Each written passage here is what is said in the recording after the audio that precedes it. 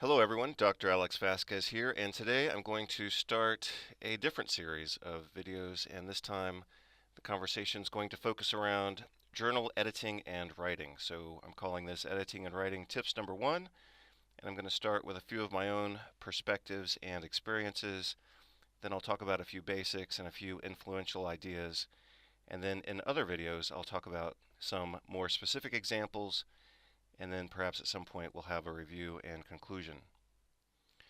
So again, very briefly, I'll talk about some of my own experiences, and the reason for my doing this is to kind of share with you and segue into some examples that I think are very important. Basic though they might be, a lot of our success in various fields of life actually comes from respecting and appreciating and utilizing those basic concepts. So let's start out here. Some of my initial experiences. I started becoming aware of language and the fact that I had some facility for it. First, when I was about 12 years old, I remember writing a poem in class, and again, this is somewhat peripheral to the main topic of today, but I do remember that experience, and that was kind of my entryway, I think, into like writing basically, because I remember our assignment was to write a poem, and the only thing I can say, and the only thing that I need to say about that is I just remember writing this poem in class, and it just kept going on and on and on. And compared to some of my classmates, I just realized that writing for me was actually pretty easy. And then again, when I was about 18 years old in military school, I remember in our English class, we were, of course, being asked questions. And I remember just how, like, the answers to understanding grammar and language just came very easy to me.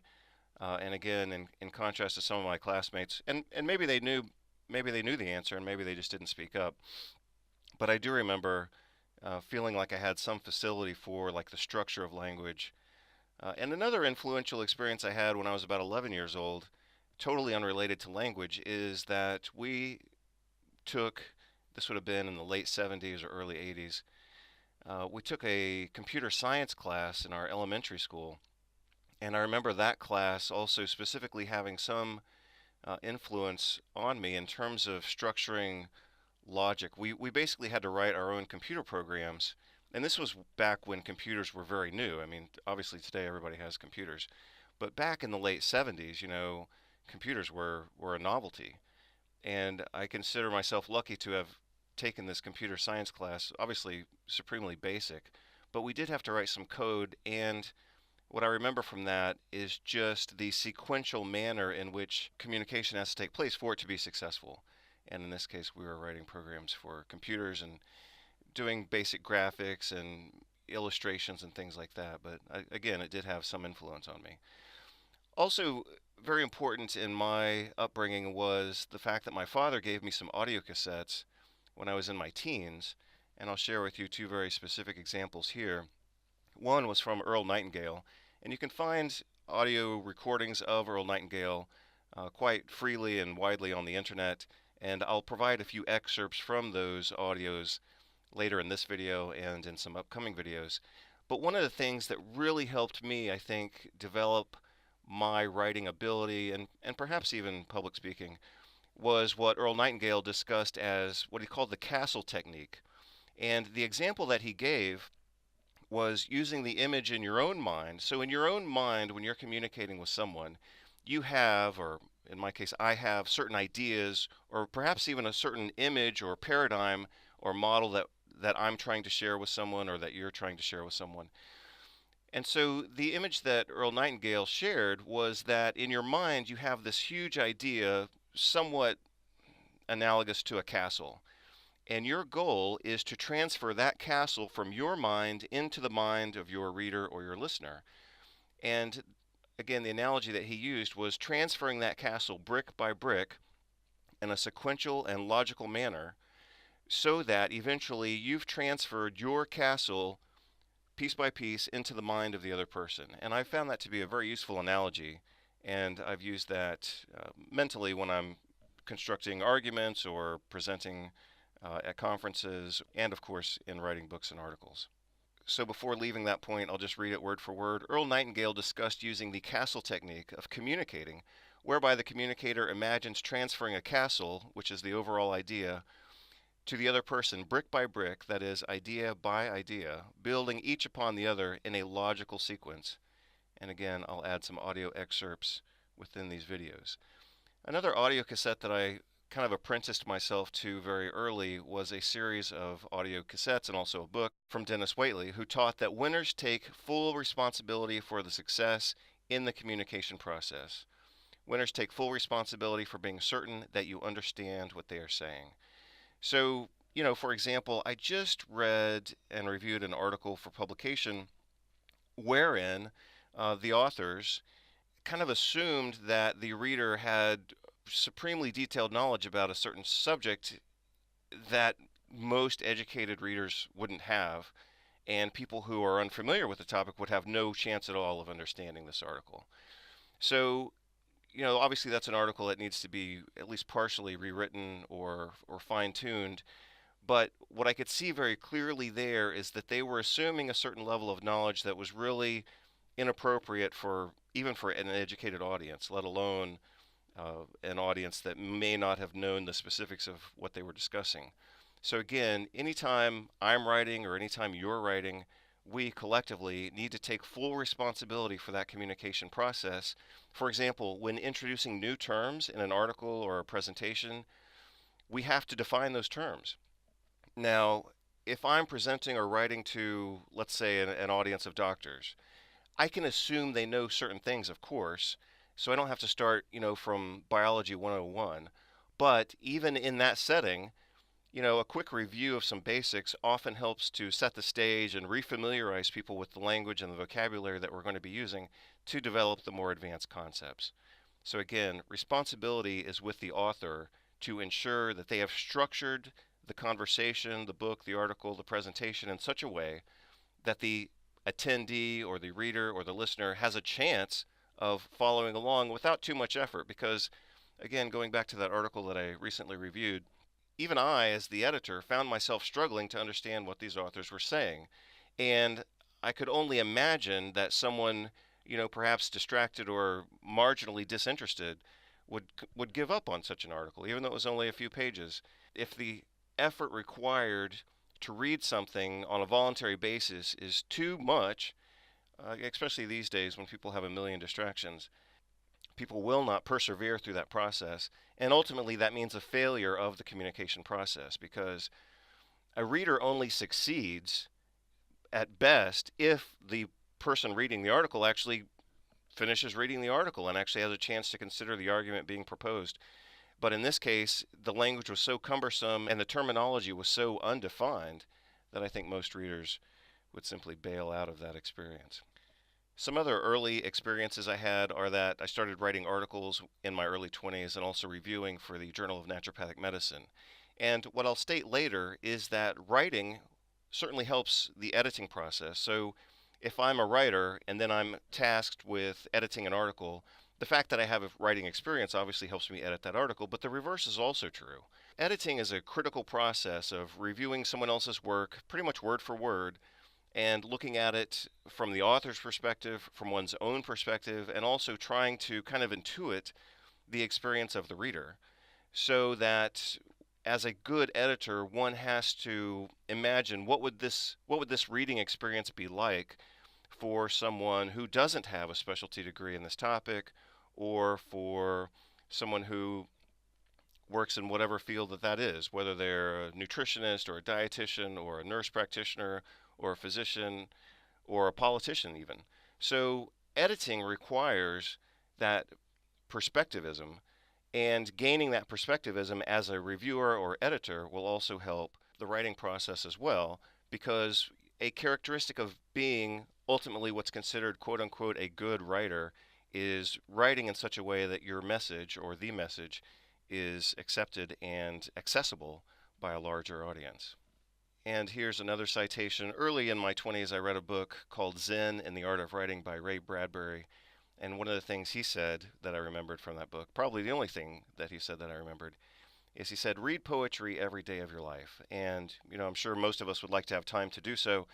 I certainly don't do that. I don't read poetry every day, but I do read some poetry, and I certainly do read a lot of what we might just call literature. And I'll give you two citations to that as well, especially with regard to the work of Ayn Rand and Friedrich Nietzsche. So, as I've already alluded, I've certainly reviewed and edited for many journals and professional magazines by now. I've also published approximately 100 articles and letters and also books, ranging from small letters and introductions and overviews to my largest book, which is Inflammation Mastery, which is 1,200 pages, and I've estimated it to be about 1.5 million words plus diagrams.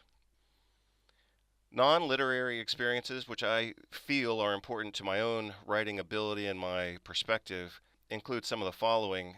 I do think, and Nietzsche says this as well, and I'm sure other authors have said this as well, writing comes from one's entire experience. So, anything that you've lived through, or in my case, anything that I've lived through, is going to find its way out in the things that we talk about and the things that we think are important. For example, like I read a lot of psychology and philosophy. I'm sure that anybody who's followed my work knows that intuitively, whether I say it outright or not. Philosophy and psychology are kind of woven into my work, even if I'm talking about nutrition and biochemistry and physiology and pathophysiology. So, for example, I think the fact that I grew up in the 80s and listened to punk rock when I was a teenager, I think that that influences my writing even now as, a mature, older adult. In fact, some of the music that I listened to actually segued into the books that I read. And specifically, when I was about 18 or 19, I read a book by a punk rock artist or singer named Henry Rollins, and that book actually totally changed my life, and that was probably my formal introduction into writing by reading his work, which really modeled some ideas for me. Also, growing up as I did in the 70s and the 80s in Texas, I think that that influenced me. Skateboarding, I also participated in martial arts, kung fu, jiu-jitsu, and taekwondo when I was younger. Also, I went to military school, and in military school, we took a series of classes called leadership development. And of course, as you would expect, part of leadership development is clear communication. So by now, I've published again somewhere around 100 articles in various different publications, and I've listed some of those here as well. And I've written books, I've written articles, and as many of you know, those kind of feed one into the other because I use my articles to justify what I'm saying in the book and kind of peer review that information. And then when I write books, that's my way of kind of consolidating a lot of information, which then I use for rapid publications when the time arrives for me to publish an article. So on the next page, let's get into some specific writing and editing tips. And again, I'm calling this basically presentation number one or list number one. First of all, and perhaps obvious, is that writing is a skill. Some people have natural talent, just as with athletics, and fluidity with words and a natural instinct for logic. Other people don't have this, and they either do or don't develop these abilities, but certainly all of us can improve our abilities, and that improvement is a continual process. So one thing I will say is to not expect that you have writing talent if you've never worked to develop that talent. And certainly getting a PhD or MD degree does not make one a talented writer. And I'm going to emphasize this just a little more, so please bear with me. But you would never expect to be a good athlete, let's say a triathlete. You wouldn't necessarily expect to even complete a triathlon if you hadn't trained for it. And you wouldn't enter into a mixed martial arts contest if you hadn't trained for it for years. So what I do see in some of my reading and editing is that I'm guessing that some people have the assumption that having a PhD or an MD degree makes them a good writer.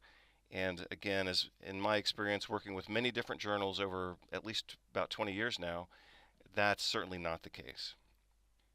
So more concretely, I'll say a person who has read a book on grammar is going to have certain talents and abilities and fluidity with language and the structure of language more so than a person who has never read a book on grammar.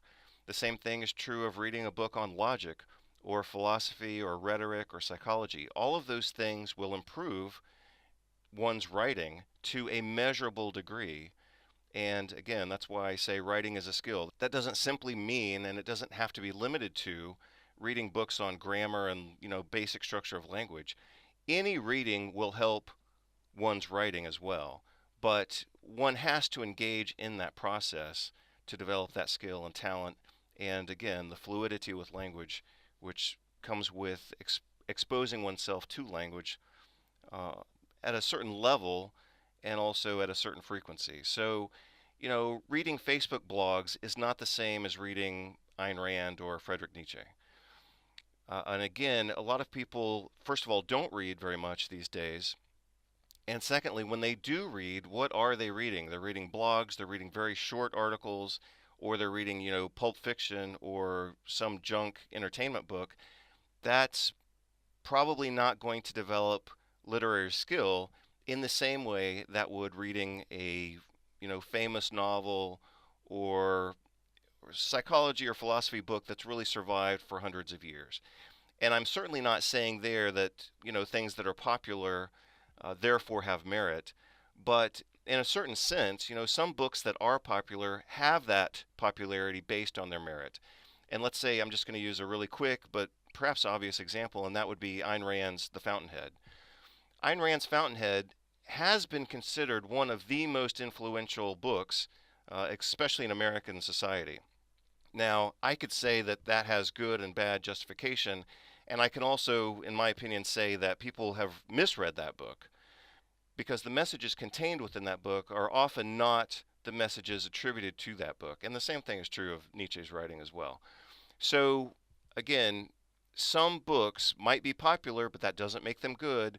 But some books that are popular for a reason. Ayn Rand's Fountainhead is a masterpiece, whether you agree with her or not, or whether you like her or not. I personally don't like her.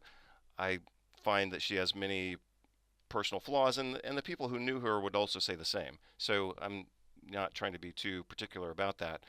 But I'm not a fan of her necessarily as a person, but her book, The Fountainhead, is a bona fide literary masterpiece.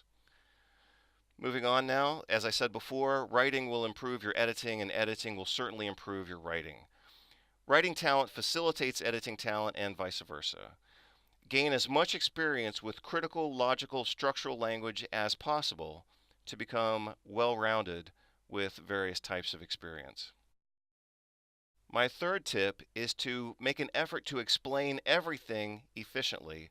And again, I refer back to Earl Nightingale's concept of the castle technique. Experienced readers don't mind a quick review, and the more scholarly of them will appreciate your concision. So if you can summarize something very quickly, like let's say we're going to talk about mitochondria, and I give a one paragraph or 5 sentence review of mitochondria, the scholars will enjoy that, and the novices need that in order to orient them to the material that follows. And as I say here, the more scholarly readers will appreciate your concision, and the new students need the definitions. Make both groups happy, and you'll be well received, which of course is your goal. You are responsible. Don't make your reader struggle to understand you, again, unless you're really writing to a specialized audience, such as Nietzsche was, because the ultimate result, if you make your work too complicated, is that your work won't be popular, and your work needs to be popular in order for you to get your message out. Don't make your reader struggle to understand you, because this will result in your being unread or unpublished, or just not gaining the popularity that you want in order to disseminate your ideas, which of course is your ultimate goal.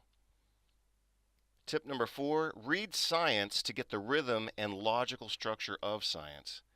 I've read, since my early 20s, thousands of articles and book pages, especially primary research and major reviews. And again, even within science, we find some authors are notably good with their skill in writing and communication of supremely complex and novel ideas. I have a few authors, for example, within the rheumatology field, and I try to read everything that they write because not only is their work incredibly progressive, but their manner of communicating that work is also what I consider to be a positive influence on my own reading ability, ultimately editing ability, and all of this ultimately comes down to one's thinking ability. So as I said again, read science to get the rhythm and logical structure of science, just like you would read literature to get a certain style and cadence that it lends some style to your work. Some people are considered masters of language, and for good reason. And again, I can refer you back to Friedrich Nietzsche's work, arguably quite complicated, especially if you don't have an overview of his psychology and philosophy and what he's trying to accomplish. But Nietzsche was a very talented writer, and he's well known among philosophers and writers as having a very unique and innovative style of communication. And difficult though that might be at times, reading Nietzsche will make you a better writer and a better reader, just like that experience has done for me. Again, Ayn Rand's Fountainhead, an absolute masterpiece. I've probably gone through that work probably, gosh, I don't even know, maybe 100 times. Let's say at least 50, just to be perhaps more conservative, but I think that's overly conservative. I've probably been through Ayn Rand's Fountainhead for years now. Gosh, again, providing a specific estimate would be difficult, but let's just say I've gone through the work many, many times. When you're writing, make every word count. And one way that you can really learn this discipline is by authoring letters, which I've done really from the start. So I published my first, I would say, formal kind of big league letter when I was about 24 years old. I wrote a letter for the American College of Rheumatology's journal, Arthritis and Rheumatism, and that was my first experience in writing, again, kind of a high-level letter. But I have written many, again, what I would consider high-level letters in other journals, especially more recently. And what I'm trying to communicate in giving you those examples is to say that what writing letters forces you to do, what it forces me to do, is to take a lot of information and compress it into a certain word limited space, typically 500 words, 250 words, or most recently in my experience with the New England Journal of Medicine, 175 words. So, like, look at my experience of writing books where the space is relatively unlimited. I might have to take ideas that have spanned over 40 or 50 pages and compress those into 500 words or 250 words. Doing that forces me to select every word with ultimate precision. And doing that multiple times has certainly helped me gain an appreciation of how to use language in a more precise and concise manner, because ultimately I think one of the goals that a good writer should always keep in mind is what I call intellectual density, and that is trying to convey the most information possible with the least amount of space and effort and time required by the reader. Ultimately, what I want, and ultimately what you want, is for the reader to leave thinking, wow, I read in half a page something that completely changed my perspective or changed my life or changed my approach to whatever that topic might be. That's writing with impact. We don't want to achieve that goal over the course of 500 pages if we can do it in 500 words. And again, writing letters as opposed to articles, which are longer, and books, which of course are unlimited, helps refine that word selecting and wordsmithing skill. And finally, my last kind of overarching point here, number 7, writing is ultimately your logical sequence with the reader in mind. The more imaginary readers you can accommodate, the better. The more you have cleaned out the cobwebs from your own life and mind, the better will be your writing and editing, because your entire existence will seek, embrace, and tolerate nothing less than clarity. Some of that idea actually comes from Nathaniel Branden's work on psychology, and perhaps I'll talk about that more in an upcoming video, but in the meanwhile, just for emphasis, let me repeat that last point, number 7. Writing is ultimately your logical sequence with the reader in mind. The more imaginary readers you can accommodate, the better. The more you have cleaned out the cobwebs from your life and mind, the better will be your writing and editing, because your entire existence will seek, embrace, and tolerate nothing less than clarity. So this brings us to the end of writing and editing tips number 1. In the future, we will of course talk about writing tips number 2. I'll provide some more examples, some more excerpts, and at some point perhaps provide a review and conclusion to these ideas. Thank you very much for your attention, and I look forward to sharing the next video with you.